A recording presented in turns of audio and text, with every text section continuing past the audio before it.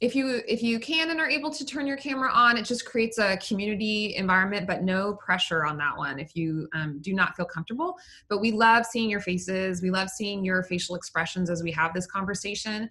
Normally, we only have about 100 people in these discussions, so we're able to interact more. And so I want to apologize in advance that we will not be able to hear from everyone like we normally are able to, just because there are so many of you. But we are so grateful that you're here and that you want to participate in our conversation, and just bear with us while we adjust to having this larger group size, which is much larger than our normal, a better normal discussions.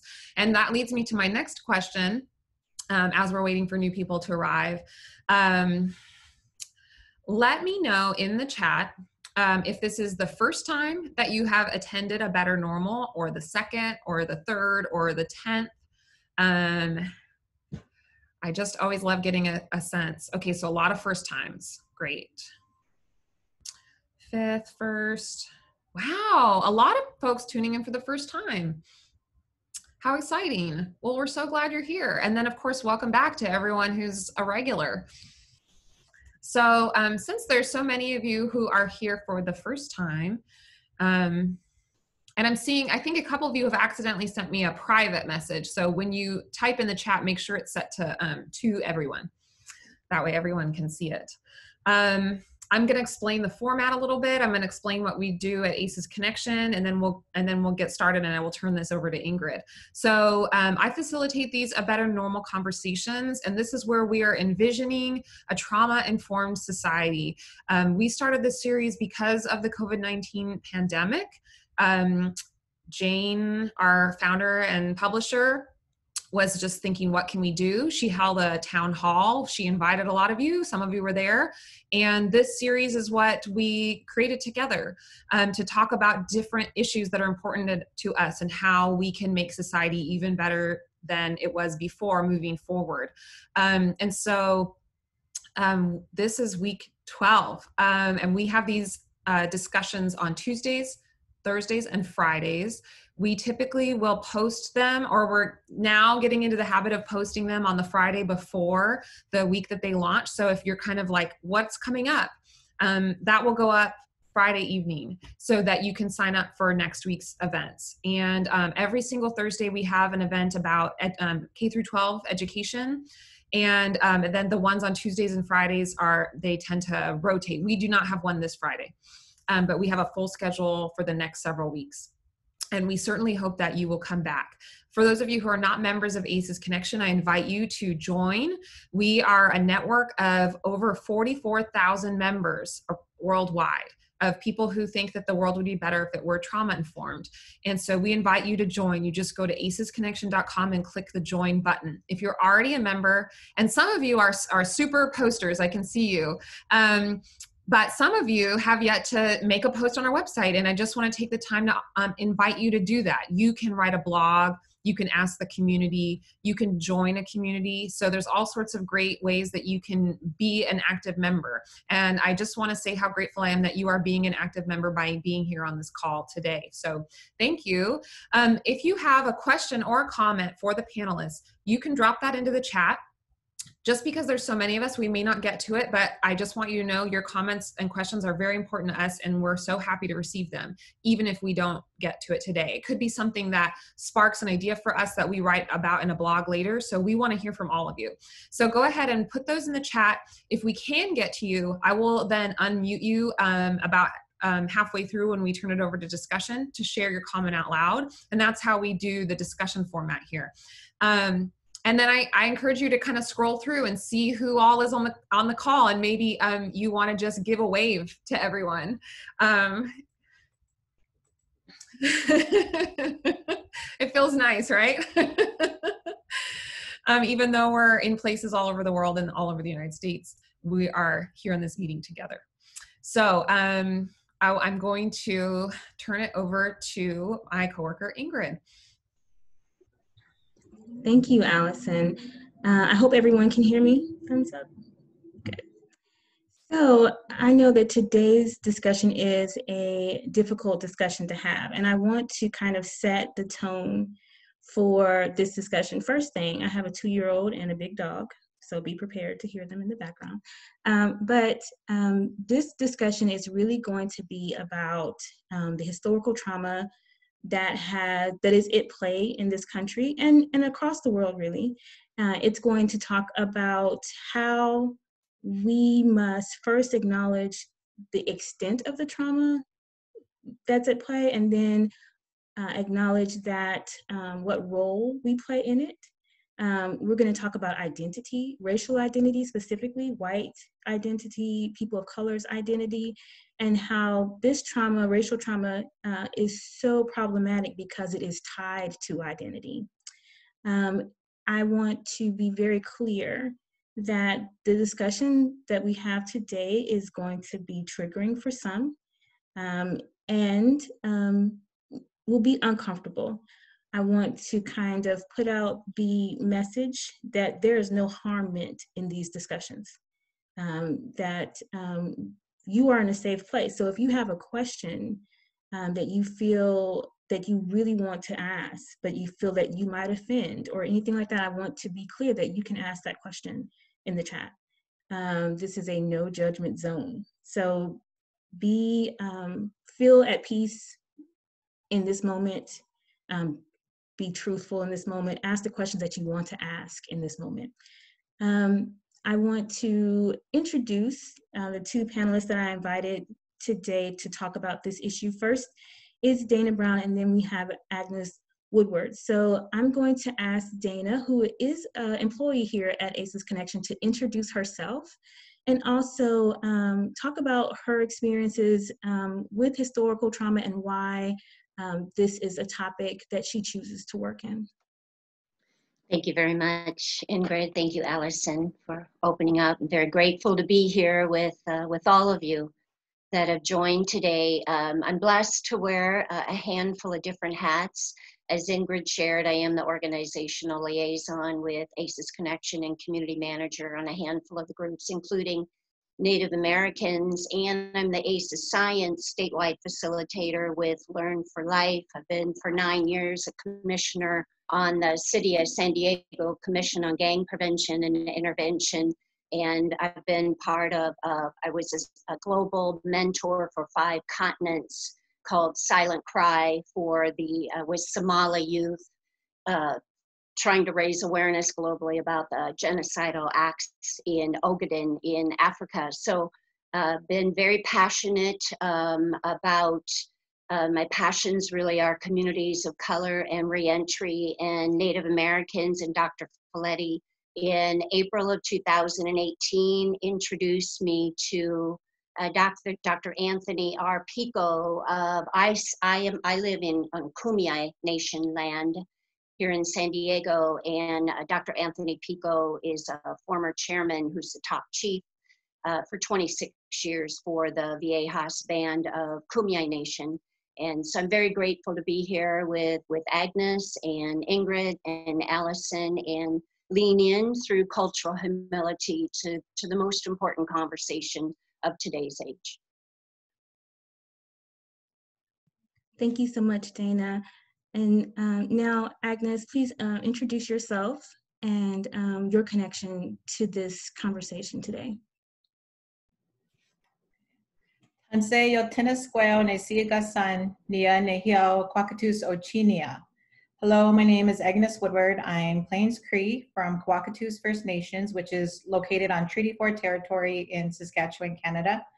My father is also Cree from the Rocky Mountains of Alberta, Canada. He was never registered with any reservation, but his side of our family comes from Musqueam First Nations. And I have been living in the US on and off for 20 years since I was a teen, but permanently for the last about 15 to 17 years. So my connection to this conversation really is my experience as a First Nations person. And there's always this misconception about Canada being such a great country. And the reality for many First Nations people is that it's not safe. It's not a safe place for us. You know, not too long ago, I was telling my husband, when I think about Canada, I feel like unsafe. I don't feel safe living in Canada due to my lived experiences, but also to, the racial experiences that I've had. And for the last 10 years, as a mother, as an adult, as a First Nations person, I've really had to dive into my own healing from trauma, and that involved healing from my life experiences, my childhood trauma, which led me to understanding what intergenerational trauma, historical trauma, understanding my parents' experiences, and the fact that I didn't know until I was an adult that my father was forcibly removed from his family when he was 5 years old and put into residential school, not knowing that my mother was a part of Canada's 60s scoop, which also these things happen in the US. And that is where, I connect my experiences to Native Americans that were born and raised in the US, that our histories and the process of assimilation has not been identical, but very similar. And the same social ills plague our communities, both in Canada and in the US. So understanding that my mother was, a victim of the 60s scoop, it really helped me to take a step back and look at the way that I carried my trauma, the way that my parents did, and it affected their parenting, the way that it affected my family, the way that they carry their traumas. And then the other layer is the way that we carry those traumas while navigating a society that tends to reject us for being First Nations, a society that devalues us as human beings first because we're First Nations people. And that happens on our own homelands, on the lands that we are from. So there's so many layers to the healing for ourselves as nations while trying to navigate this system that was, really built to eradicate who we are as Indigenous people. And so that's where I'm at with my connection to this conversation. Thank you. Thank you so much, Agnes. And so me personally, I have been working in specifically historical trauma since 2016. I first presented on this topic on the Convention for Children's Justice in 2016 after being a professor of psychology at Tennessee State University, which is historically Black college in Tennessee, in Nashville, Tennessee. And so it is very closely connected to my ACEs journey. I feel like everyone in the field has an ACEs journey. So my ACEs journey was when I was working at a juvenile offender, like a penitentiary basically. And so I was kind of like a CO, correctional officer for 10 to 12-year-olds that had either committed rape, murder, or 3 felonies. And I worked there for about 6 years, and I encountered a lot of children.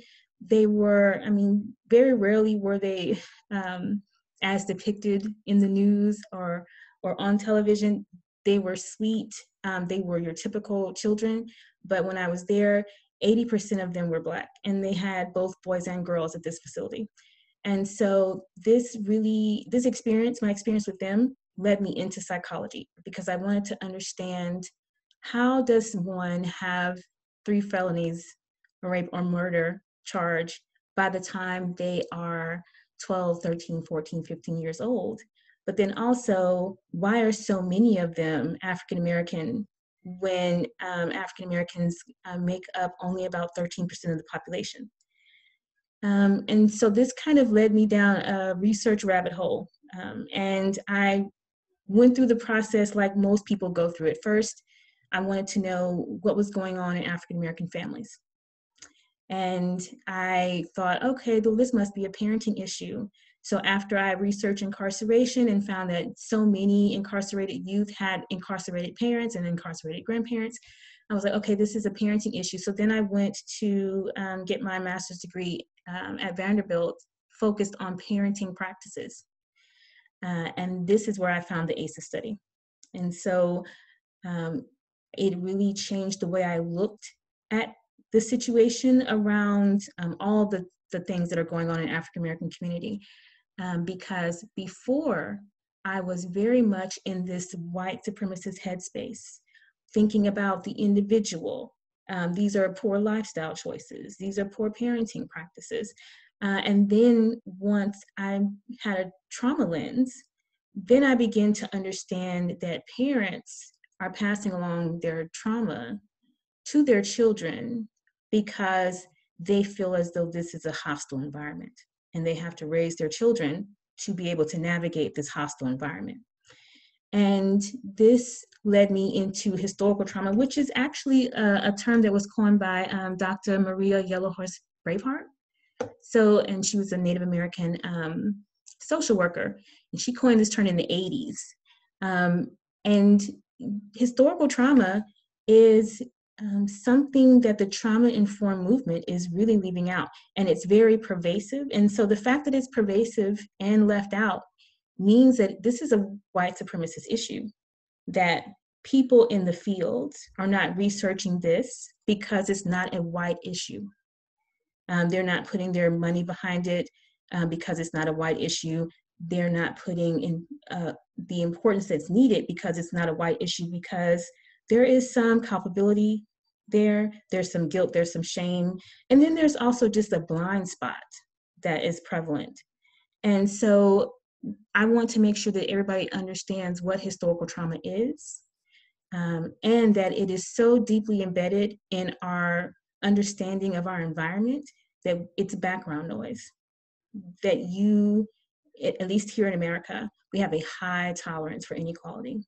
We drive through our cities and we see certain areas that are dilapidated, and we see certain areas that are doing wonderful, especially when it comes to schools, because all schools are federally funded. So there shouldn't be a difference in the type of quality education that people receive. And all of these systems, education, medicine, economics, politics, all of this is really coming from a seed of white supremacy.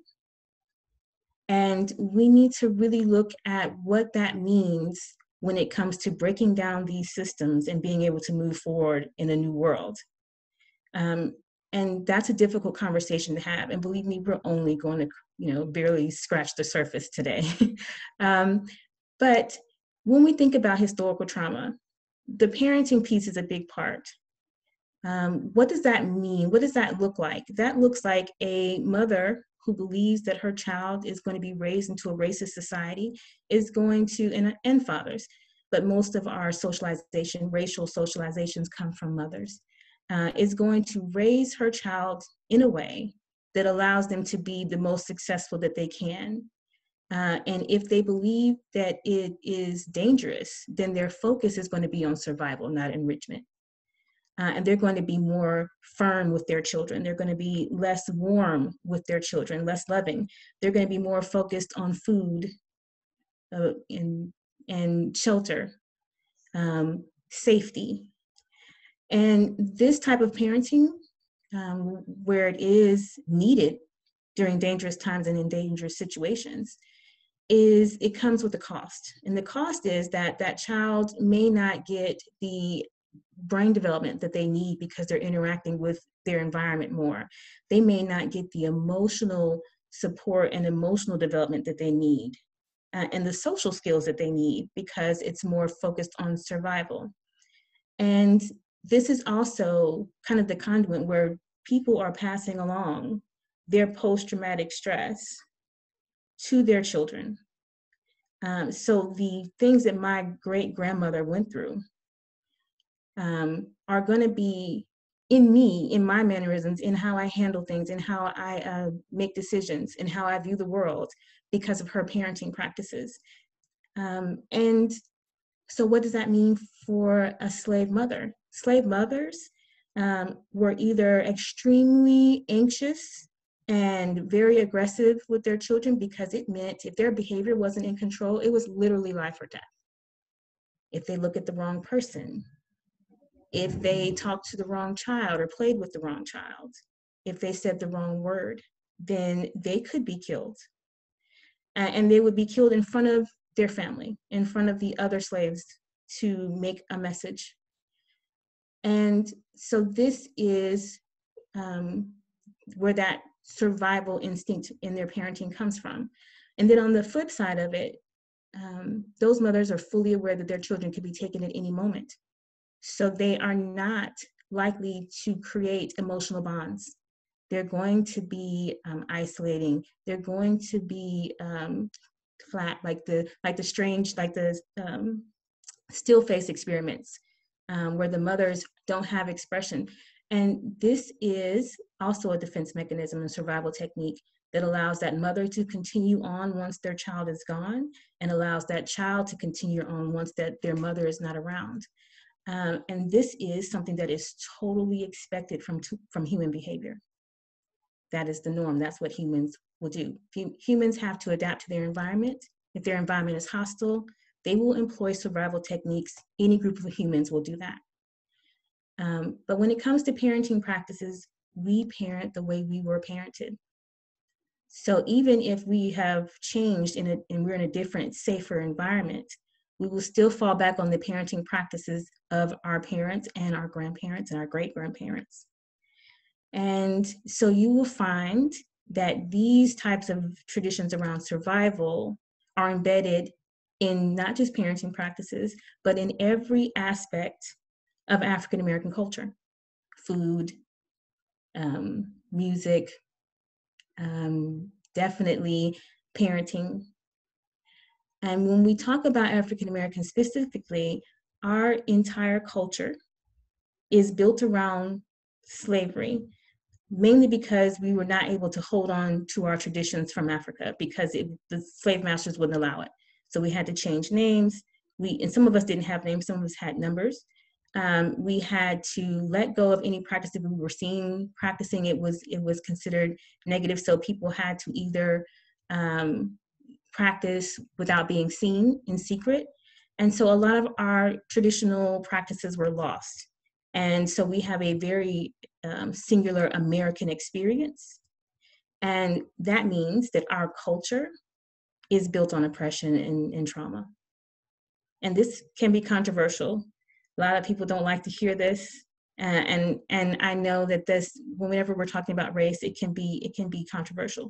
But I want you to understand that what you perceive to be African American culture, so when people say things like African Americans are more likely to be violent, or their music that they listen to, or that African Americans are, they have this culture of criminality, I want you to be clear that our culture stems solely from our experience here in America, which started with slavery, and then moved to the Black Holocaust, which was the time between slavery and Jim Crow.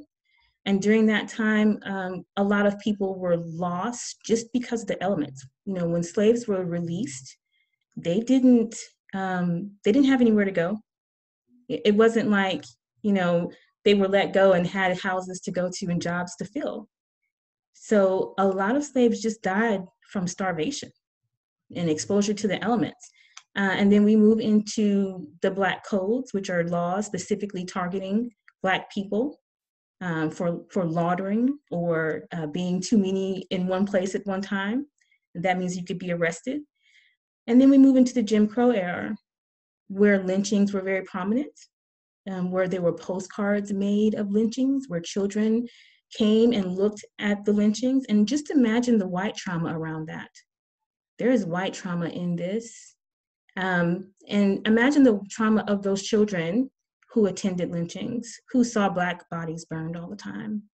They have trauma that's been imprinted in them that can manifest as this lack of empathy, which is a very common symptom of trauma. And then when we get to today, it's institutionalized. It is making it harder to get a job, making it harder to make money, making it harder to get a quality education. And so this is a topic that is extremely deeply embedded in our society, because in our society, we center whiteness. We center whiteness in lots of different ways, in our imagery, economically.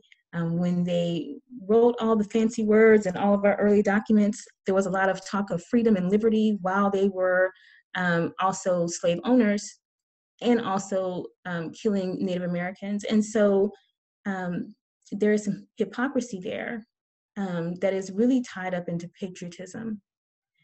And before I move over to Dana to talk about her experience around whiteness, I do want to be clear about the scope, because I've talked mostly about African Americans.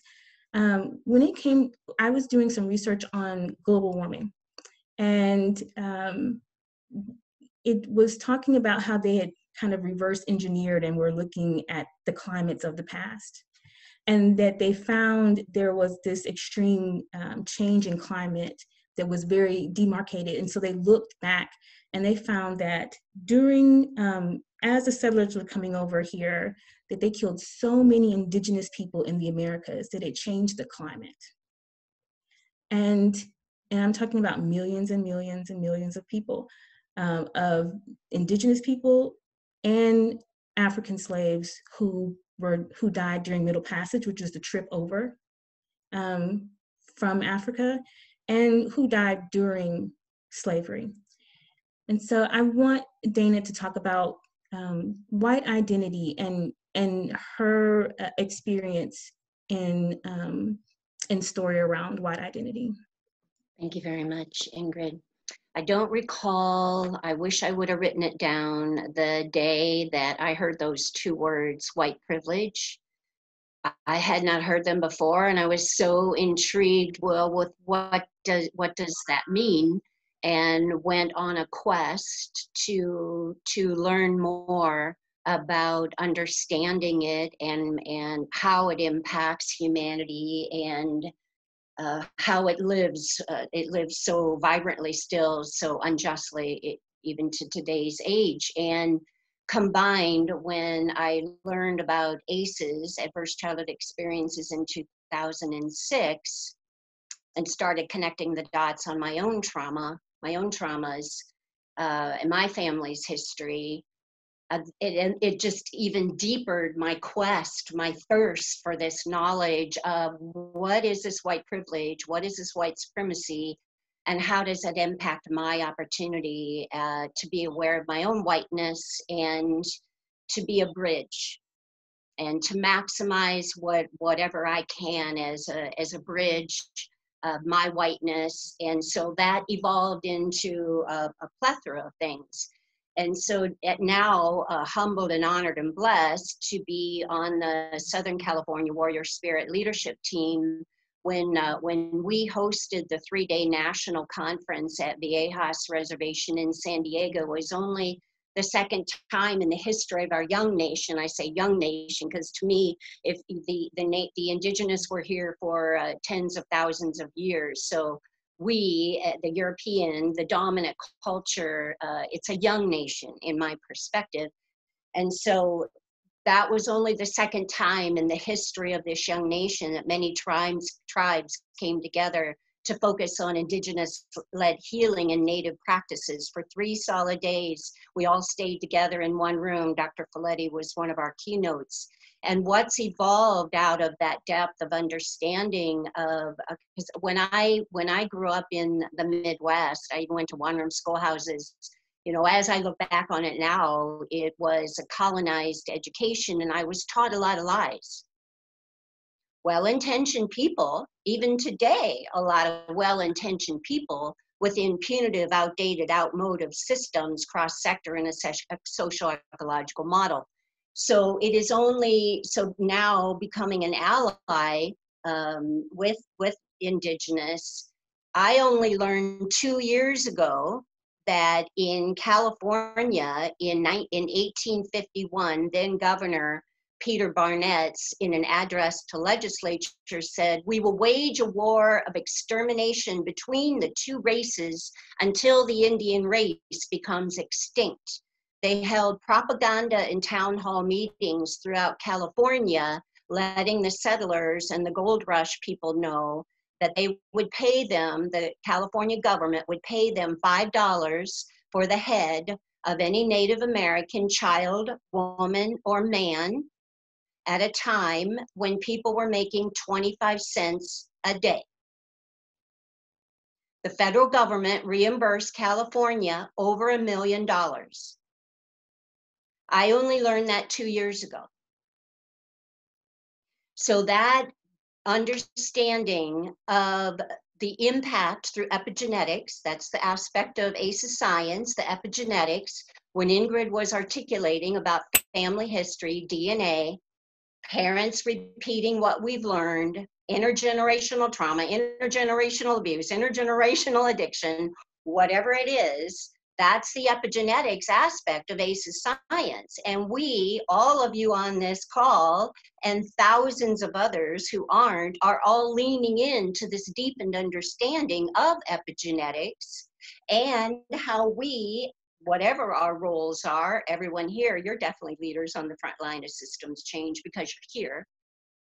All of us have an opportunity, and I would say a responsibility, and I would encourage every single person who identifies as Caucasian, as white, as the dominant culture, to lean into being a bridge of truth-telling. And so when I look back and I tried to understand, well, how did this all happen? We have to go back to dismantling the doctrine of discovery, really understanding manifest destiny, understanding the war on drugs, understanding Chinese Exclusion Act of 1882, understanding the Japanese internment camps, Executive Order 9066, understanding the privatization of the prison industry.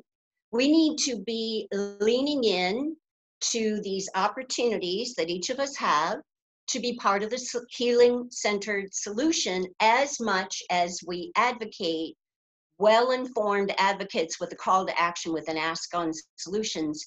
And I've been a social entrepreneur leaning in and listening through cultural humility for 22 years, leaning into where I see pain and unjust and suffering and sitting with those impacted by it and wrapping around them and mentoring and trying to be a part of the solution, and then using my whiteness as a bridge to get into the high-level policy and decision makers, taking little 8-year-olds to the city of San Diego City Council and having the little 8-year-olds, because I was at a trauma-informed career and community school, and I did the youth leadership there all year long, and the 8-year-olds were asking City Council for trauma-informed shelters for the homeless in San Diego.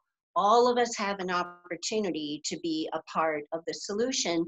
Thereby, the difference, I am an elder, I am a senior, and when I was growing up on a farm, and I was shaped by the young people on a black and white TV, 3 TV channels, ABC, NBC, and CBS, and the young people standing up for right action, protesting the Vietnam War, gay rights, women rights, civil rights. I saw these young people that shaped my little farm girl heart and soul, and I didn't understand why this was all happening. Well, today is different.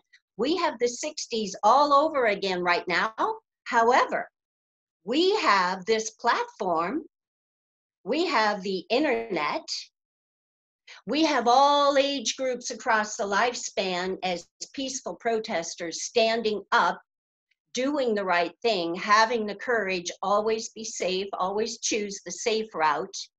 This is a time unprecedented in a pandemic. The gold ring is in each of our hands, and every single day we have an opportunity to be part of a healing-centered solution. I mentor all over the place. A lot of different hats I'm blessed to wear.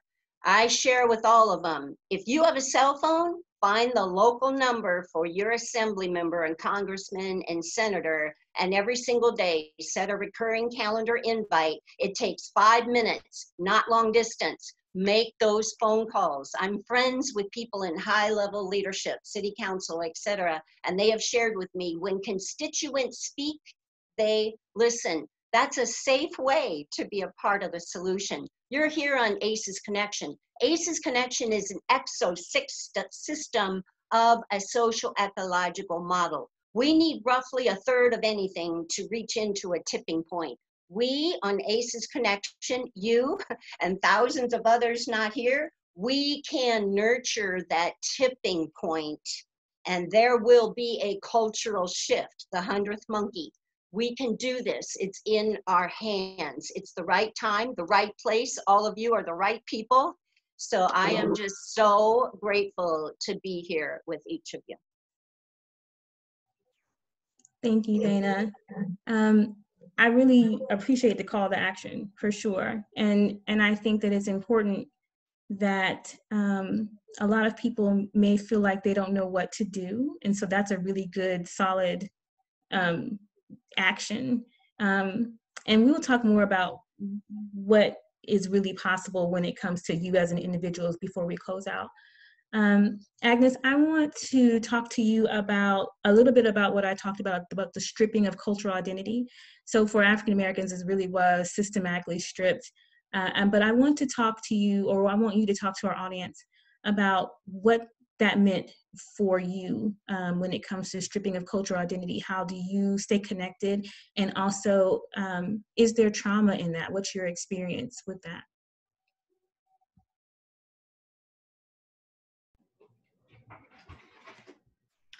Yeah, so like I mentioned before, so I grew up in Saskatchewan, in Regina and Saskatoon, which are the two major cities in the province of Saskatchewan. I grew up in neighborhoods, the inner city neighborhoods that were predominantly First Nations, high rates of violence, high rates of crime, and all of that. And I really struggled to understand as a young adult why life was so hard. And it wasn't until I understood what both of my parents had gone through, take a step back, that it's family, it's affected my whole family, it's affected my community, it's affected all of Canada, all of the US. And really, from a lot of my experiences as a child, as a young person, even just trying to get a job and always feeling that discrimination because I'm First Nations, really, I didn't realize until the last couple of years how much that affected how I carried myself, how I tried to always adjust my appearance to make other people comfortable. And it really affected me for most of my adulthood. And when I was younger, going to different events like ceremonies, celebrations that we have, like round dances or even weddings and graduations, part of protocol was that I had to wear a long skirt. And I used to hate it as a child because in my mind, people already didn't like me because I'm Native.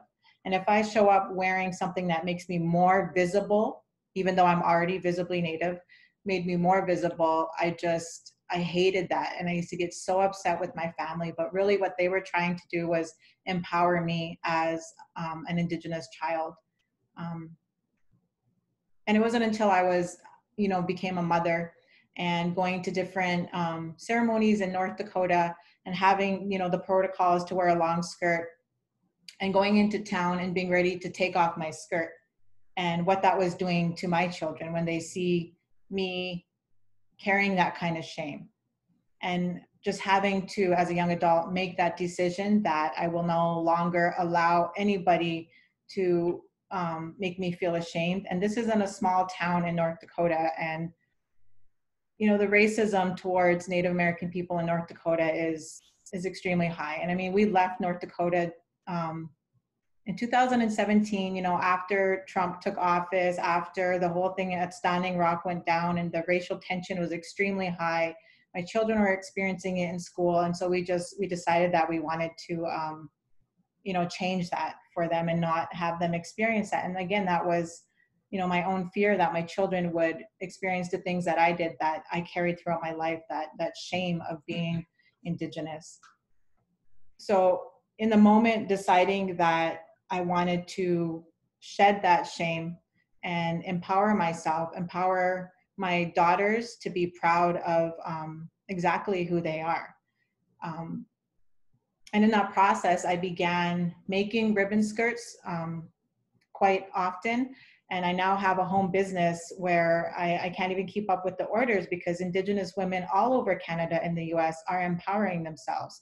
And this is a way for me to bring healing because I'm expressing myself artistically. I'm listening to other Indigenous women tell me their stories and how they want me to interpret that in this ribbon skirt. And it's just been a movement for me that has been extremely empowering. And I've used that artistic expression in many ways, like within the Missing and Murdered Indigenous Women, Girls, and Two-Spirit movement. My family is very connected in that movement because one of my aunts was murdered in 1982, and we have suspicion that it was police, that murdered her. Another one of my aunts was involved in really starting the movement back in the 90s. And I created a skirt for my mom and my aunts about 2.5 years ago that represented our family story. And after I shared that skirt and that story, it just went all over, Facebook world. And I had so many requests for that skirt because, the violence that our Indigenous women experience it's all over US and Canada. It's at extremely high rates. And if this ribbon skirt is one way that I can empower Indigenous women to walk as they are, who they are, unapologetically, while bringing a healing factor, then, I just feel like it's given me a real sense of purpose in that way. But yeah, the province that I come from, the population's about 1.2 million. And 15% of that population is First Nations, so about 200,000.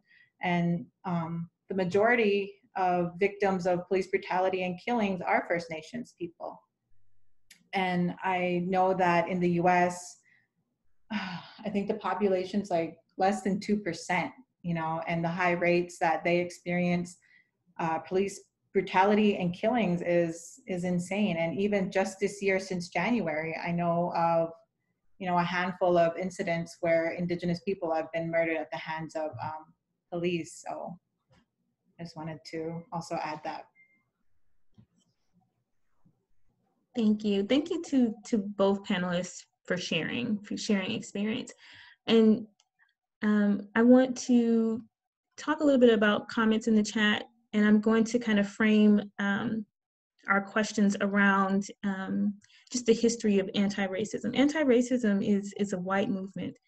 It started in the 1500s with lighter skinned Europeans questioning or having a debate around should Spanish people and should darker skinned individuals be considered men. And they landed, some groups that were anti-racist landed on if they were Christian, then they could be considered men. And that piece, the religious piece, kind of can be seen throughout history. Even when we get to the white abolitionists, they were mostly Christian and believed that if Black and brown people were saved, then they could be considered men and be civilized. And so this is not a positive background, but what I'm saying here is that white people are the only group that can change and address racism. People of color can't do it. We don't have the power, but also that is not our role. White people have to address racism. They have to take it upon themselves to do the process that Black and brown people have been doing for so long, which is Black and brown people have been racially socializing their children, so much so that we live in two different worlds. So Black and brown parents are telling their children, this is how you can escape racism. Some of them are doing a good job. Some of them are kind of indoctrinating their children into white supremacy, which means that their children feel lesser than because of this process. But white parents and white communities need to start racially socializing their children to understand that, we can't be colorblind. We have to be very clear on history. We have to change the narrative, which is that Black and brown people have they make poor decisions. They have all of these social ills because of the choices that they make, as opposed to the internalized trauma that is at play here. And so I saw one question, and then I'm going to turn it over to Allison, that I thought was very interesting, which is, why is there a difference between, or is there a difference between Black Europeans and their understanding of racism versus Black Americans? And I would say this, there's no real difference. Black Europeans also experience racism. But I will say that these are two different groups of white people. We often talk about, we rarely talk about white trauma, but the white people who came from Europe and settled here were a traumatized group. They were traumatized white people. They were traumatized by the elite white people in Europe. The religious elite, the political elite, and that's why they chose to leave. And that trauma they brought with them, and then they have kind of transmitted that trauma onto groups that are less powerful than they are. And so white trauma is also at play here as well. And so you have a different type of racism because we have different types of racial identity in those two areas. Allison, do you have any questions that you think are in the chat that you want to address? I think that so there actually aren't really questions. People are just dropping in resources that they have found helpful, which is so wonderful. And I just want to say how grateful I am for all of you to do that. And we will post a collection of the resources that you are posting. So please continue to post those in there. I invite Elizabeth Perry, who's our community manager of our Canada, to share the comment that you made about Chantel Moore. Oh, let me unmute you. There you go. Yeah, no, I mean, Agnes, thank you so much for showcasing, you know, your experience and you know, a very common experience in the Canadian context, right? And I appreciate that you're emphasizing that it's a more of a North American context. We have particular situations happening, you know, like that are historical in Canada, but it's happened all around the world, wherever the colonizers showed up on the shores and you know, committed genocide against the Indigenous people. And you know, it happens everywhere. But you're speaking about the murdered and missing Indigenous women and girls and Two-Spirit people. You know, I mean, we just had another murder last week of Chantel Moore in New Brunswick. She was a 26-year-old young mother, had recently moved to British New Brunswick, northern New Brunswick, to reconnect with her mom and her daughter from where she had been living and her traditional territory in British Columbia. And she called for a wellness check, and the police came, and somehow a police officer felt threatened by her with a knife and decided that her life was dispensable, and he killed her. And like, this happens just so frequently in this country, and I know it does around the world.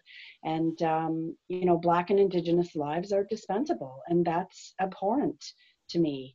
So, you know, Dana, I mean, your work is you know, like, it's admirable, and I you know, I aspire to work, you know, at the same level as you, and to be able to understand. But that's just what I, you know, that's what I had put in there about Chantal. And also then I've noticed some things in the chat, people talking about Resmaa Menakem and his work, you know, My Grandmother's Hands. And, you know, I'm working through that book as well. And it's a process to sort of cleanse our white bodies of our own white on white violence. I know in my own self, like, my trauma is all originated from white on white violence. I've never had a bad experience with an Indigenous person, or you know, sort of a Black or racialized person, a person of the global majority. It's all been white on white violence. And you know, we have to cleanse our own genes and our own cells of that historical trauma that Resmaa speaks about so clearly in his book, My Grandmother's Hands. Like, everybody needs to read that book, because it's worldview shifting. So anyhow, thanks, Allison. Thank you so much. Thank you, Ingrid, Dana, Agnes. Ingrid or Agnes or Dana, any response? I'll let Agnes respond to that. Great. Yeah, I just wanted to say thank you for saying Chantal's name. Like I said, in the past, since January, there has been, more than a handful of Indigenous people that we know of. I think a big issue is the amount of incidents with police brutality and killing that go underreported. And a lot of times it's because when you come from impoverished communities, sometimes you don't understand what your rights as a person are. You don't understand the process, that you can take to seek justice. But a lot of times you also just don't realize that that you have a voice or that you should use it. You worry about just not being heard. And when I spoke about my aunt, who is one of Canada's missing murdered Indigenous women, over 4,000 in Canada, I just wanted to just real quickly talk about something that took place in Canada. It was a police practice, and it was called the Starlight Tours. And it's where police, RCMP would take Indigenous people, usually intoxicated or disorderly, drive them to the edge of the city in the dead of winter, middle of the night, take their shoes or their jackets and leave them to walk, to sober up, or, that's what they would do. It's called Starlight Tours. And it was a young Indigenous man who survived a night that he was dropped off and his clothing was taken. Because he survived and he told his story, some officers were charged with murder, and it just uncovered a whole mess of stories that happened to Indigenous people. And I remember being a young child walking in a march for Neil Stonechild, who was 17 years old when his body was found on the outskirts of Saskatchewan. And for my aunt, she was found in the same way. She froze to death on the outskirts of Calgary on a road that went nowhere. And so that has been a really difficult journey for my family, seeking justice. But those are the kind of stories that I feel the rest of the world doesn't know about Indigenous people, the things that we experience, the way that we feel these things happen and that we disappear in the media, that we're out of sight, out of mind, and that we're just really overlooked when it comes to the media and education and all of that. So, but thank you for saying Chantal's name. Appreciate it.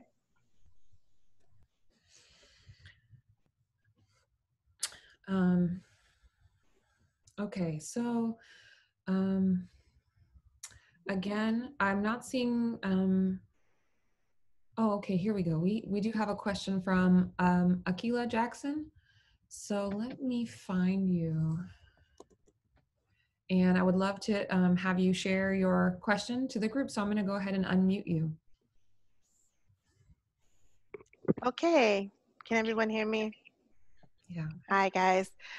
Thank you for all the bravery and courage it took to share so many stories. And this is, these topics just kind of get my mind going about so many different ways to try to be effective and affect change, not just personally, in my community, professionally, all of that. And I recently took on this challenge of trying to add coaching, life coaching, into my list of other services. And one of the things that keeps coming up is this idea of humility, right? And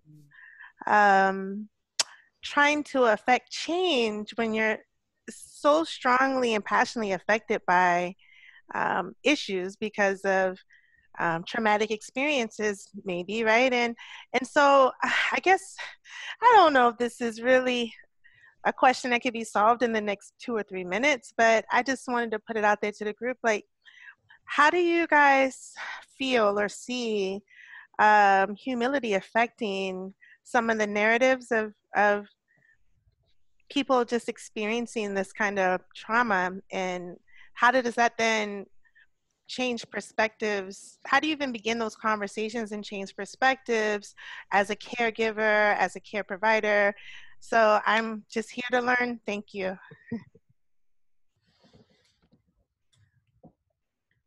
Thank you for your question. Dana, do you, and I have a response, but I do want to give Dana some time if she wants to respond before. Thank you so much, Kia, and I can only speak from my my identity of being aware of my whiteness. Being culturally humble is something I'm mindful of every single day, all day long, no matter where I'm at.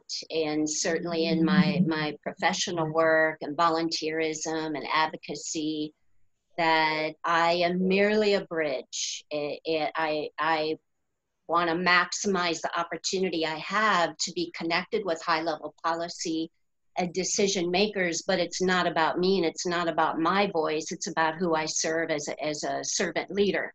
And so in serving first and leading second, it's through cultural humility. And, you know, when I'm beginning to build relationships, because all of this is about building trust, and the vast majority of people that I have served for decades do not trust systems. Don't trust systems. You kind of pray to God you don't get in them. And so we have to change the system for our sector, every system, truth telling, every single system. That's been my experience as a white person, to be culturally humble when I'm initially building relationships. I call it show up and shut up.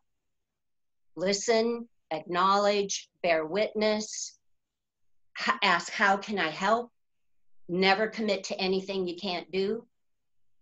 Always follow through 100%. And, you know, it's a process.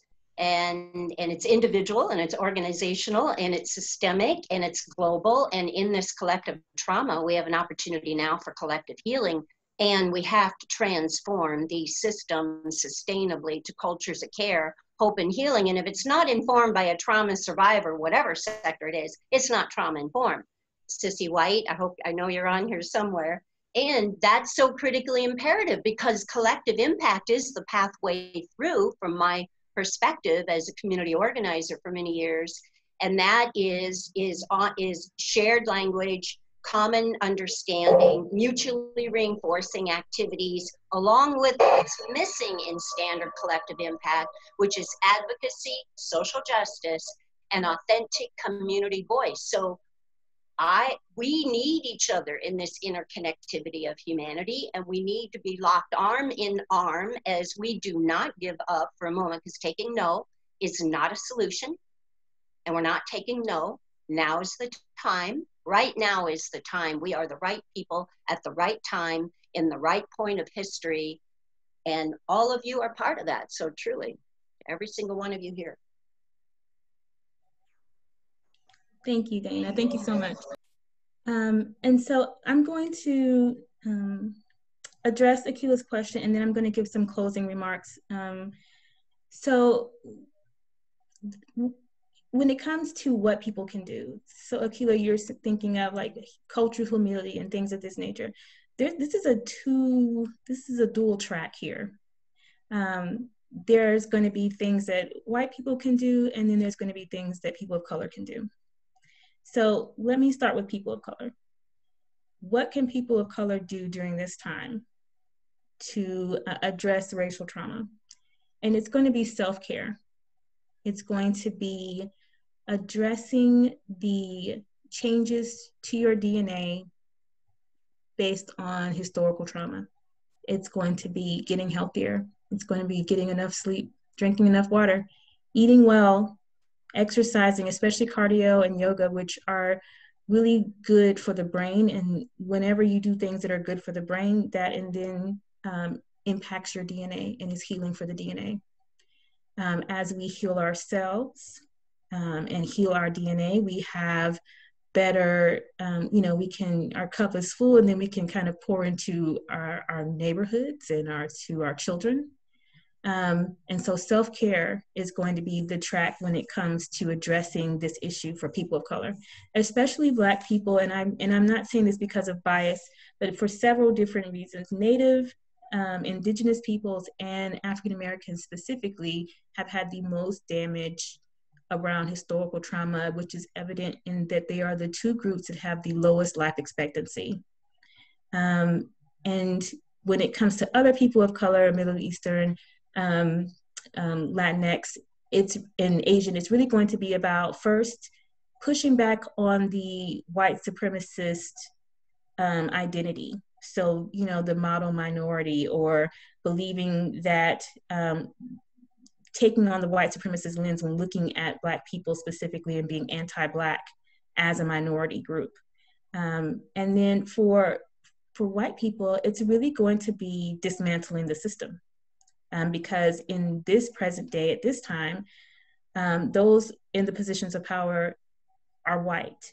And so they have to dismantle the systems that they have created, which means that they need to understand how those systems work, and be very clear, especially in this case, right? Right now, we're having nationwide protests because of police brutality. Police have been built and incorporated for the specific purpose of dealing with Indigenous people, dealing with escaped slaves, and also dealing with Black people and freed slaves, and then protecting states' rights. That is what they were meant to do. It has never been about exactly about protect and serve. In their creation, those were the three lanes that they were created for. They were created specifically, especially in the South, they were created specifically to deal with escaped slaves and freed slaves, to protect white people from freed slaves, escaped slaves, natives. This is their history in this country. And of course, over time, these militias have evolved into what we know as our city level police. And so when we take the historical view, why are these systems in place? When you get down to the root of things in America, it's mostly around race and money, because this is the way that we have decided our power structure. And which is why you need to really start with educating yourselves around white identity. How does white identity develop? One of the best, theorists is going to be probably Dr. Janet Helms. She has a recent theory, I think hers is from the 70s, around white identity. And she said that anti-racist and autonomous were the highest levels. Anti-racist is not the highest level of white identity, according to Dr. Helms. Autonomy is the highest level, which is that you operate in social justice without feeling the need to rely on people of color for direction, to rely on people of color for you to understand the systems, that you educate yourself about what's going on in America. And then you, from your own perspective, your own education, can move forward without needing direction from people of color. And that's going to be my closing remarks for today's session. I really appreciate everyone who came. We definitely have your comments and other resources. And I also want to invite you to see the resources that we have posted on the ACEs and African Americans group on ACEs Connection, and the Native American group on ACEs Connection under our community section. You'll find the resources that we have put together and shared in those two.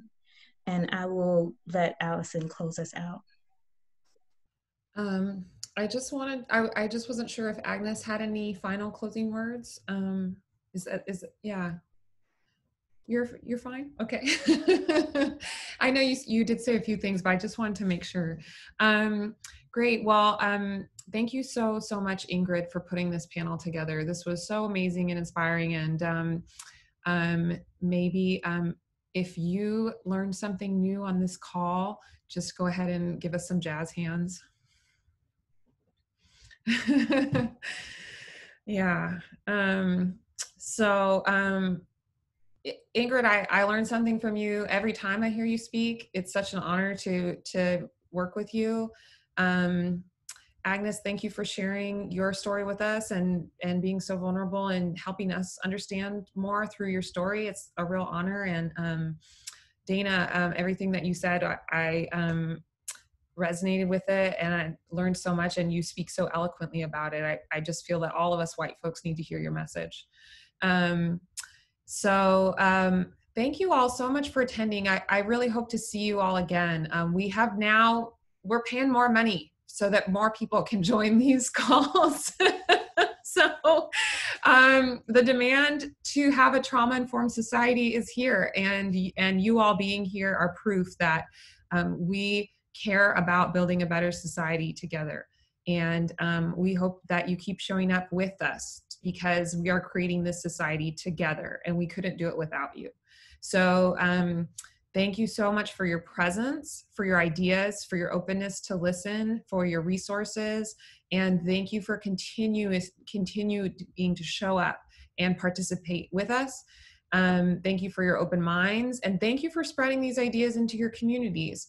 If there is not a community that is already in the place that you live or work, and you would like to start one, please just head on over to our website, and we have a list of the different community facilitators in your region. So I'm Northeast Mid-Atlantic, and Ingrid is Midwest and Tennessee, and we can connect you with the right person in your area, or we invite you to join a community that already exists. So just click on the communities tab on our acesconnection.com and join a community. So thank you so much. We hope to see you again soon, and I hope you have a wonderful Tuesday.